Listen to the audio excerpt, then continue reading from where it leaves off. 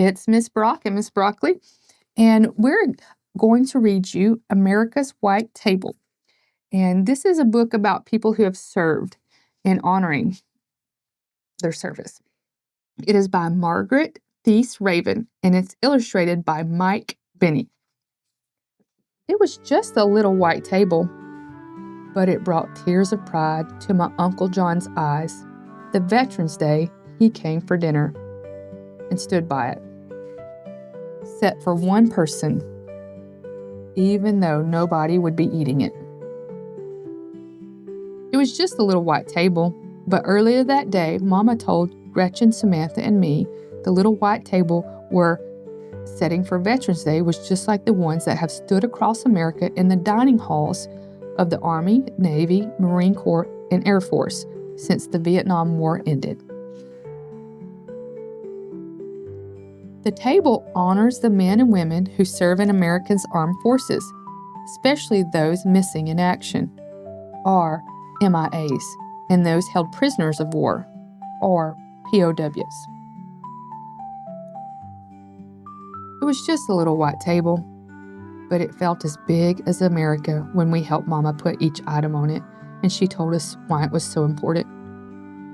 We use a small table, girls, she explained first, to show one soldier's lonely battle against many.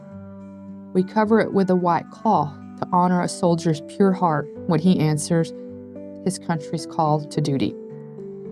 We place a lemon slice and grains of salt on a plate to show a captive soldier's bitter fate and the tears of his families waiting for loved ones to return.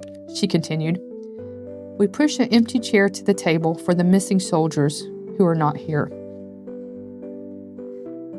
We lay a black napkin for the sorrow of captivity, and we turn over a glass for the meal that won't be eaten, she said. We place a white candle for peace, and finally a red rose in a vase tied with a red ribbon for the hope that all of our missing will return someday. Mama finished speaking just as sunlight spilled on the table and filled the overturned glass. It was just a little white table, but suddenly made me want to burst with a feeling I couldn't explain. When Mama told us how much our setting the table would mean to Uncle John that night, she told us something we didn't know. Our Uncle John, who gave us big bear hugs and spun us with airplane twirls and called me his Katie girl, was a POW in Vietnam before we were born. It was just a little white table, but it gave us the courage to ask Mama what happened to Uncle John in Vietnam, and she quietly told his story. When Uncle John served in Vietnam, he was sent on a rescue mission. His helicopter was shot down behind enemy lines, she began.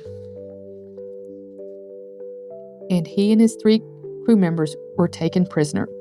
One crew member named Mike had serious wounds from the crash, but Uncle John and the other men tried to help Mike get better and persuaded a guard to bring Mike medicine.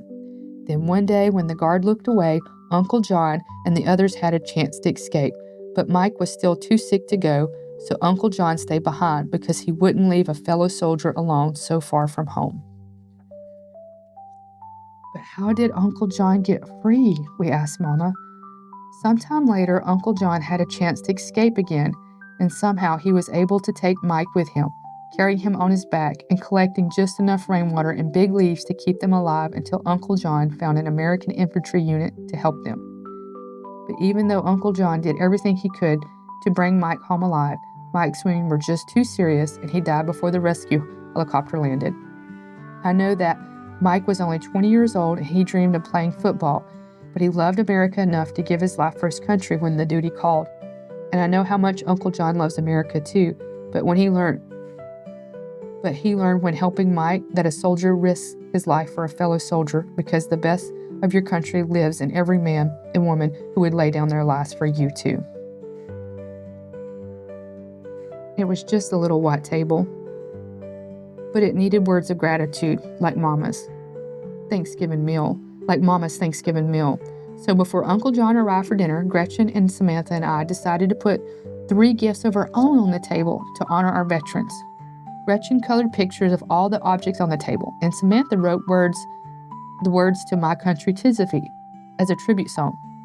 But I didn't know what I, a 10-year-old girl, could ever put on the table that was as important as each veteran's gift of freedom to me. It was just a little white table, but I looked at it all dinner long, and in the quiet inside me, I could almost hear a silent soldier of the empty chair saying, "Remember us, please.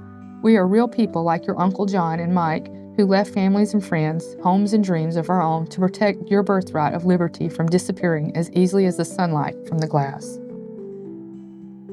It was just a little white table, but it took my words away when I hugged my Uncle John goodnight and wanted to thank him for serving our country so bravely. So I just hugged him even harder and told him I loved him. Uncle John hugged me back even harder than I'd hugged him. And that's when I knew what I could put on the table. My promise to put the words from my heart into a little book about America's white table. And in that book, I'd use Gretchen's pictures and Samantha's song and Mama's story about Uncle John and his friend Mike, because I hoped that everyone who reads it would set a little white table on Veterans Day so that the brave Americans,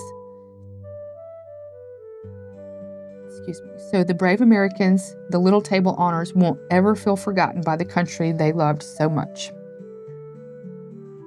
Then in the salt on the little white table, I traced in the grains of their family's tears that each man and woman who had served to America to me is hero. And that's when I saw the tears of pride fill my Uncle John's eyes. So this is a story about a little girl. It's kind of sad, but it's also good to hear sad stories sometimes. They help us with our sad feelings. But she grew up and she wrote a book. Do you ever think about writing books or drawing? You could write books and you could draw and you could hold that book in your head for many years before it finally comes out. So I hope you sleep good tonight and I hope you dream of writing books. Good night. Sleep tight.